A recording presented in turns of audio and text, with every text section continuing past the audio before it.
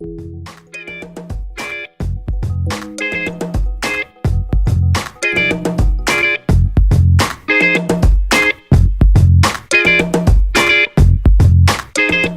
colores producen gran impacto en el espectador. ¿Cuáles son las asociaciones más frecuentes? El rojo, fuerza, pasión. El azul, autoridad, estabilidad. El verde, equilibrio, tranquilidad. Blanco, sinceridad, transparencia. Marrón, calidez, conexión. Amarillo, felicidad, diversión. Morado, misticismo. Algunos tienen muchos más significados o muchas más asociaciones. Cada contexto determina cuál tenemos que darle.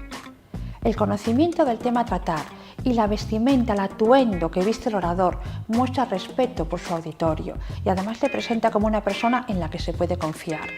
Teniendo en cuenta esto, ¿cómo debe de vestir un orador? Pues depende de las características que rodeen al discurso.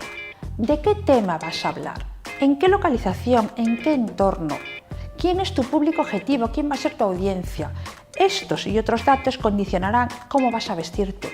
Pero ten en cuenta que ofrecerás una imagen descuidada si vistes ropa muy holgada, muy apretada, muchísimos accesorios, estampados muy estridentes, colores muy llamativos, escotes exagerados, tacones altísimos, etc.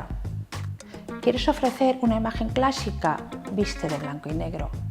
Una imagen sofisticada de gris y negro. ¿Quieres mostrar autoridad? Rojo y negro.